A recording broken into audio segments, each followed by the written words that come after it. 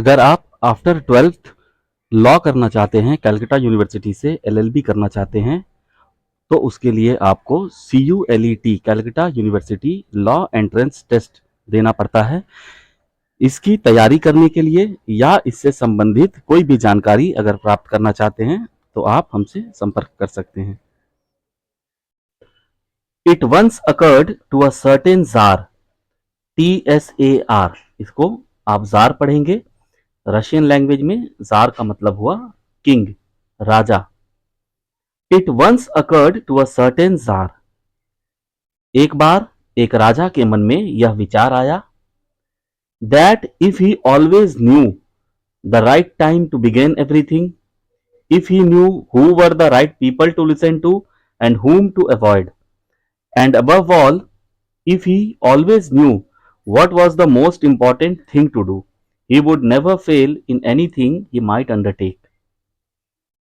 एक बार एक राजा के मन में यह विचार आया कि यदि वह हमेशा यह बात जानता कि हर एक काम को शुरू करने का सही समय कौन सा है, यदि वह यह जानता कि किन लोगों की बात सुननी चाहिए और किन से बचना चाहिए, किन्हें अवॉइड करना चाहिए, और सबसे बढ़कर, एंड अबव ऑल, इन सब से बढ़कर, इफ ही ऑलवेज न्यू, यदि वह हमेशा यह जानता, अर्थात यदि उसे हमेशा यह पता होता कि सबसे महत्वपूर्ण क्या कार्य है जो करना है।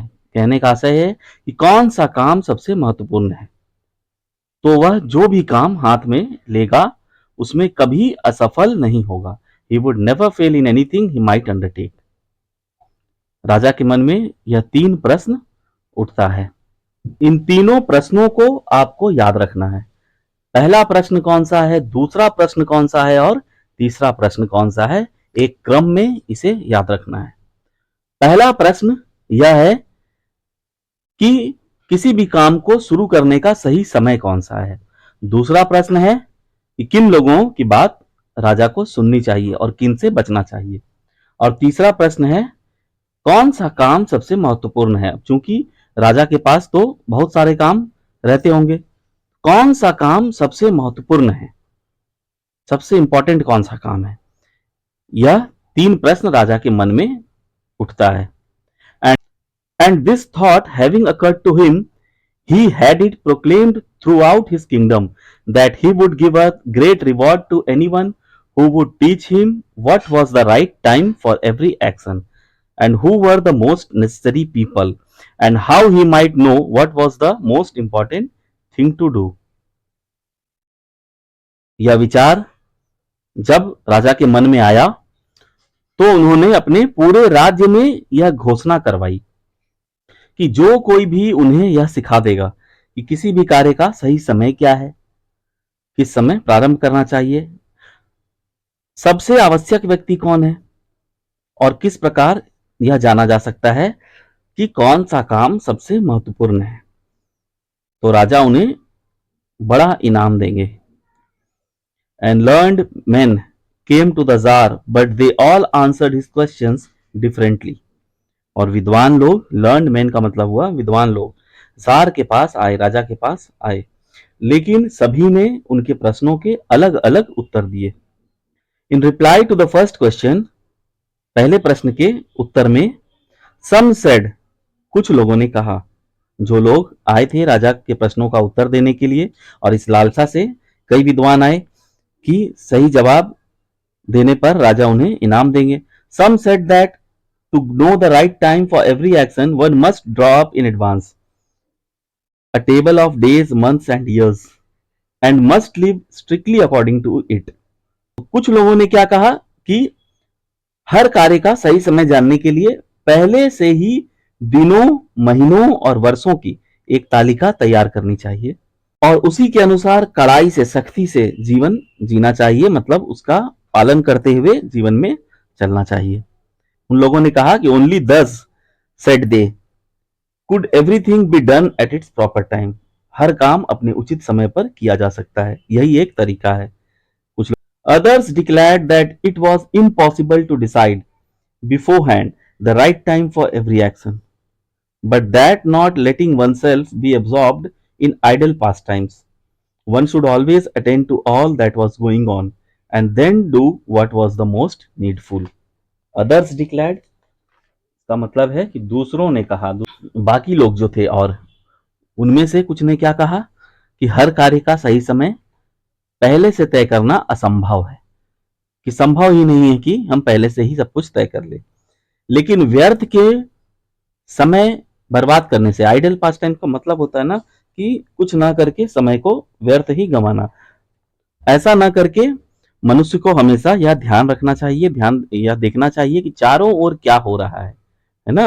वही यहाँ पर कह रहे हैं कि one should always attend to all that was going on, मतलब हमको चारों तरफ अपना नजर रखना चाहिए, ध्यान रखना चाहिए और फिर जो सबसे आवश्यक हो वही करना चाहिए। Others again said that however attentive the tsar might B. अब इस तर्क को सुनकर और जो लोग थे वे कहने लगे कि however attentive the tsar might be, चाहे जार कितना भी ध्यान दे, कितना भी सावधान रहे, to what was going on, कि जो कुछ आसपास घट रहा है, जो कुछ हो रहा है, it was impossible for one man to decide correctly the right time for every action. एक अकेला व्यक्ति हर कार्य का सही समय ठीक ठीक नहीं तय कर सकता। मतलब राजा चाहे जितना भी सावधान रहे, जितना भी चौकन्ना रहे, चारों तरफ अपने आसपास हो रही घटनाओं पर जितना भी ध्यान दे, एक व्यक्ति के लिए यह सब कुछ तय करना संभव नहीं है। एक अकेला व्यक्ति हर कार्य का सही समय ठीक ठीक नहीं तय कर सकता। But that he should have a council of wise men who would help him to fix the proper time for everything. इसके लिए उन्हें बुद्धिमान लोगों की एक परिषद रखनी चाहिए। क्या सलाह दे रहे हैं राजा को कि बुद्धिमान लोगों की एक परिषद रखनी चाहिए, एक सभा, बुद्धिमानों का एक सभा गठन करना चाहिए जो हर काम का उचित समय तय करने में उनकी मदद कर सके। देखिए, जो अलग अलग विद्वान आए हैं सबका अलग अलग मानना है, सब अपनी अपनी राय दे रहे हैं, सभी लोग राजा के प्रश्नों का उत्तर अपने अपने ढंग से दे रहे हैं। But then again others said there were some things which could not wait to be laid before a council. कुछ अन्य लोगों ने क्या कहा कि ऐसी भी बातें होती हैं जिन्हें परिषद के सामने, सभा के सामने रखने के लिए इंतजार नहीं किया जा सकता। मतलब कि कुछ बात ऐसी होती है जिसे सभा के सामने रखा जाए, सभा उसको सुने, उस पर विचार करे, फिर अपनी राय दे, इतना वक्त नहीं होता। कुछ बातों पर तत्काल निर्णय लिया जाता है। इसी बात को कुछ विद्वान कह रहे हैं कि कुछ बातें ऐसी होती है जिन्हें परिषद के सामने रखने के लिए इंतजार नहीं किया जा सकता। But about which one had at once to decide whether to undertake them or not, बल्कि जिन पर तुरंत ही यह निर्णय लेना पड़ता है कि उन्हें करना है या नहीं। सब लोग अपने अपने ढंग से सोच रहे हैं और राजा को उत्तर दे रहे हैं, राय दे रहे हैं। But in order to decide that one must know beforehand what was going to happen, और ऐसा निर्णय लेने के लिए पहले से यह जानना आवश्यक है कि आगे क्या होने वाला है। मतलब हम क्या, किस कार्य को किस समय करें कि उसका क्या परिणाम होगा। और ये बात कौन बता सकता है? तो कहते it is only magicians who know that, and therefore in order to know the right time for every action one must consult magicians। यह तो केवल जादूगर ही जानते हैं। इसीलिए हर काम को सही समय कब है, कब करना चाहिए, यह जानने के लिए राजा को, जार को जादूगरों से परामर्श करना चाहिए, सलाह मशवरा करना चाहिए, राय लेना चाहिए, कंसल्ट करना चाहिए। अब यहाँ कुछ लोग राय दे रहे हैं कि इस काम को करने के लिए, कौन सा काम कब किया जाए, सही समय जानने के लिए किसी जादूगर से परामर्श करना चाहिए। Equally various were the answers to the second question. दूसरे प्रश्न के उत्तर भी इसी प्रकार से भिन्न भिन्न थे। जिस प्रकार से पहले प्रश्न का उत्तर सभी लोगों ने अलग अलग दिया, इसी तरह से दूसरे प्रश्न का उत्तर भी सभी विद्वान अलग अलग दे रहे थे। दूसरा प्रश्न क्या था कि राजा को किनकी बात सुननी चाहिए और किन से बचना चाहिए। तो उसका जवाब दे रहे हैं कुछ विद्वान, कह रहे हैं कि the people the jar most needed were his councillors. कुछ लोगों ने कहा कि जार के लिए सबसे आवश्यक कौन लोग होते हैं? उनके मंत्री, उनके सभासद। अदर्स द प्रीस्ट, तो कुछ अन्य लोगों ने कहा कि पुरोहित सबसे महत्वपूर्ण लोग हैं, सबसे आवश्यक लोग हैं, जिनका बात सुनना चाहिए वे है पुरोहित।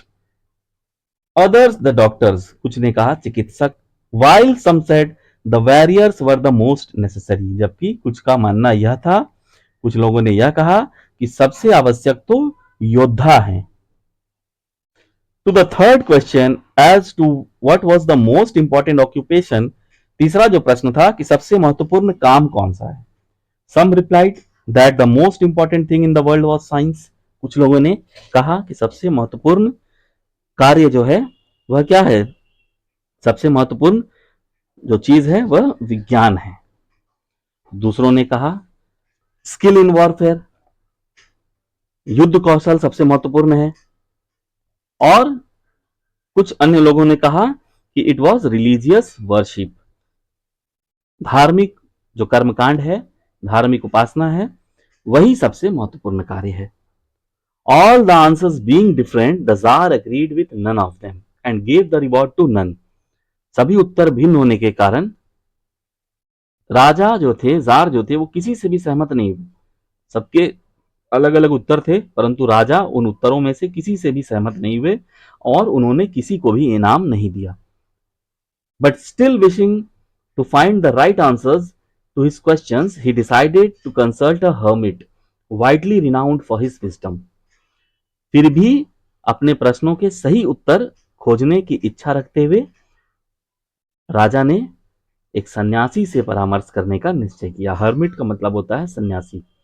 सन्यासी से कंसल्ट करने का, मिलने का, परामर्श करने का निश्चय किया, जो अपनी बुद्धिमत्ता के लिए दूर दूर तक जाने जाते थे, प्रसिद्ध थे, काफी प्रसिद्ध थे। लोग उन्हें जानते थे उनकी बुद्धिमानी के कारण, उनकी बुद्धिमत्ता के कारण। अब आगे देखते हैं कि हर्मिट से राजा जब सलाह करते हैं तो राजा को हर्मिट क्या उत्तर देते हैं, जो सन्यासी थे वो क्या उत्तर देते हैं, क्या राजा उनके उत्तर से सहमत होते हैं या नहीं होते हैं। इस कहानी को आगे पढ़ते हैं और जानते हैं।